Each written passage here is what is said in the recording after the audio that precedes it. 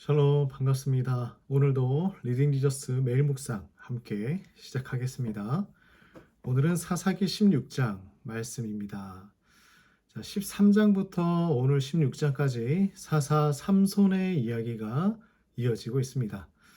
우리 삼손의 이야기 참 좋아합니다. 그런데 삼손이 훌륭한 부분만 있는 것이 아니라 하나님 앞에서 참 부끄러운 모습도 많이 있었다. 자, 삼손은 오늘 이 말씀 가운데에 최후의 죽음을 맞이하게 됩니다. 자, 삼손의 힘은 강했어요. 그러나 내면적으로 연약한 부분들이 참 많이 있었습니다.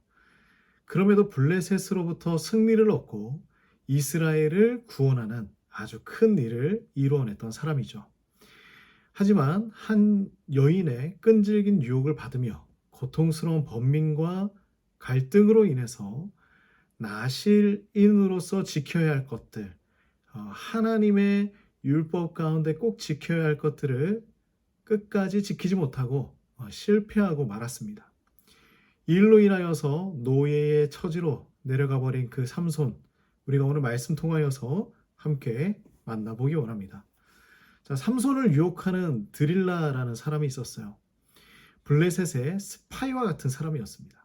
자, 계획적으로 접근해서 삼손의 힘이 어디에서 나오는지 알아내려 한 것이죠.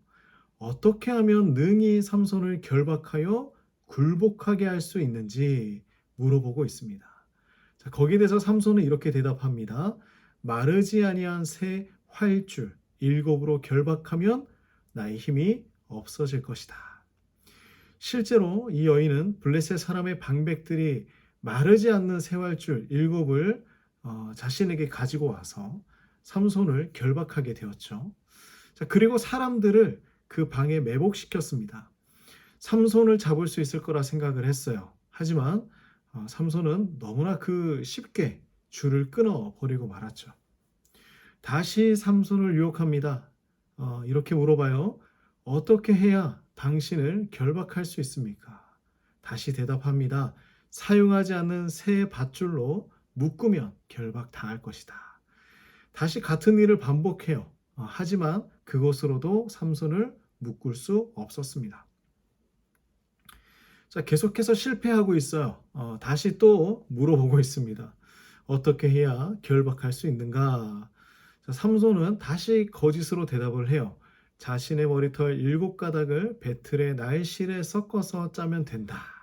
자, 하지만 그것도 진실이 아니었죠. 자, 드릴라도 참 끈질긴 것 같습니다. 이제는 최후의 수단을 사용해요. 뭐냐면 당신이 얘기하는 그게 사랑이냐, 나를 사랑한다고 하고 어찌 가르쳐주지 않느냐라고 이야기하는 것입니다. 자, 결국 삼손은요, 자신의 비밀을 이야기해버립니다. 자신의 머리가 밀리면 힘이 사라지게 될 것이다. 자, 삼손은 힘을 잃고 블레셋 사람에게 잡히게 되었습니다. 자, 여기에서 가장 중요한 부분이 하나 있어요. 뭐냐면 이 삼손이 힘을 잃게 된 진짜 이유가 무엇인지 그것을 기록하고 있어요. 자, 20절 후반 말씀을 보면요. 여호와께서 이미 자기를 떠나신 줄을 깨닫지 못했다. 예. 하나님께서 나를 떠나신 줄 몰랐던 것이죠. 하나님이 떠나신 것입니다. 자, 이것보다 큰 일이 있을까요? 사실상 삼손의 힘은요, 그의 머리카락에서 나오는 것이 아니에요. 오직 하나님에게 있었던 것입니다. 하나님을 배반했던 그 삼손, 이제 어떻게 되었을까요? 자, 삼손은 블레셋 사람들에게 붙잡히고 그리고 난 이후에 눈이 뽑히는 형벌을 받게 되었습니다. 자, 그리고 가사 지방으로 끌려가서 놋줄에 묶여 짐승처럼 맷돌을 돌려야 하는 그러한 신세가 되고 말았죠. 너무나 가슴 아프지 않습니까? 한 그 이스라엘의 사사였음에도 불구하고 말이죠. 하지만 그럼에도 삼손에게 소망이 하나 있었는데요. 자, 22절 말씀 한번 같이 보도록 하겠습니다. 그의 머리털이 밀린 후에 다시 자라기 시작하니라. 자, 머리털이 밀렸는데 다시 자라나기 시작합니다. 자, 이것은 그냥 단순히 '아 머리가 짧았는데 다시 자라나는구나.' 이런 의미가 아니죠. 굳이 머리털이 다시 자라는 것을 기록할 이유는 없습니다. 하지만 이것을 기록한 이유가 분명하게 있죠. 하나님께서 그를 완전히 떠나지는 않으셨다. 아직 하나님이 그와 함께 하신다. 자, 아마 삼손은요, 이 사건이 일어난 직후에 자신의 죄를 뉘우치고 이런 회개에 대해서 하나님께서는 용서로 맞아 주셨다는 것 우리는 알 수 있습니다. 자, 나실인으로서 머리가 다시 자랄 때에 삼손은 자신에게 주어진 그 하나님의 뜻을 다시 한번 되새기게 되었을 것입니다. 그러므로 우리에게도 소망이 있어요. 우리가 회개하며 주님 앞에 나갈 때 하나님은 우리의 죄를 용서해 주실 뿐만 아니라 죄인의 자리에서 영광의 자리로 다시 회복시켜 주신다는 그 소망을 발견할 수가 있습니다. 그러므로 삼손은요, 이제 마지막을 바라보면서 기도하는데요. 자, 28절 말씀 같이 보겠습니다. 삼손이 여호와께 부르짖어 이르되 주 여호와여 구하옵나니 나를 생각하옵소서. 하나님이여 구하옵나니 이번만 나를 강하게 하사 나의 두 눈을 뺀 블레셋 사람에게 원수를 단번에 갚게 하옵소서. 자, 삼손은 블레셋 신전 한가운데서 3천 명이 넘는 블레셋 군중의 구경거리가 되어서 수모를 당하고 있었습니다. 그때 하나님께 기도하는 거예요. 하나님께서 자신을 다시 한번 생각해 주시기를, 다시 한번 나를 기억해 주시기를 기도하고 있습니다. 그리고 자신을 강하게 해주셔서 원수를 단번에 갚을 수 있도록 도와달라고 요청하죠.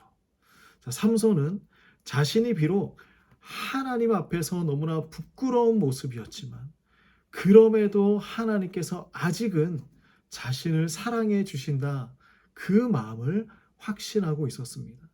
자신을 기억해 주시는 그 하나님을 향한 기대가 있었습니다. 소망을 가지고 있었어요. 그래도 하나님에게 나아가야 한다. 그래도 하나님은 나를 사랑해 주실 것이다.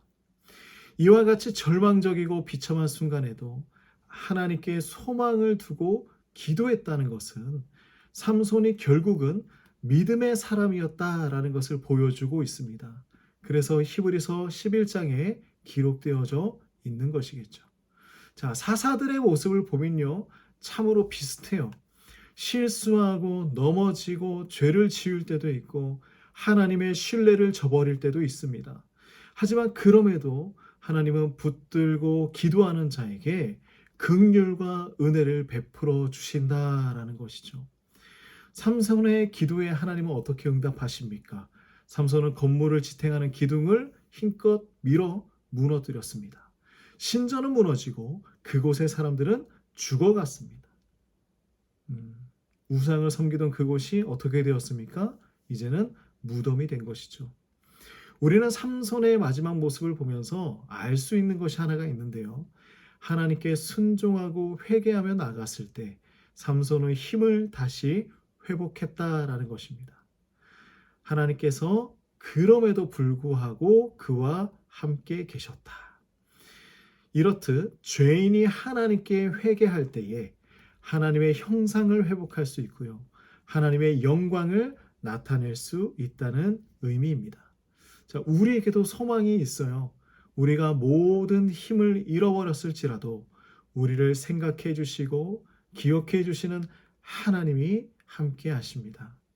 삼손과 같은 잘못을 하지 않았으면 좋겠지만 혹시나 우리도 하나님의 기대를 저버렸다면 다시 하나님께 나아가 소망을 간구하기 원합니다. 하나님은 우리에게 새 힘을 허락해 주실 것입니다. 기도하겠습니다. 하나님 아버지, 우리도 참으로 미약하고 나약하고 또한 쉽게 넘어지는 이 세상에 죄 많은 사람입니다. 그럼에도 불구하고 하나님께 소망을 가지고 살아가길 소망합니다. 하나님, 우리의 모든 부끄러운 것들을 주의 은혜로 덮어주시고 또한 주의 긍휼과 주님의 은혜로 새 힘을 허락하여 주시옵소서. 오늘 이 하루도 하나님의 은혜로 살아가게 하시고 우리의 각 처소에서 하나님을 생각하고 말씀을 묵상하고 또한 기도하며 우리의 삶의 문제들을 주님과 함께 풀어나가는 그러한 오늘 하루가 될 수 있도록 인도하여 주시옵소서. 예수님의 이름으로 기도드립니다. 아멘.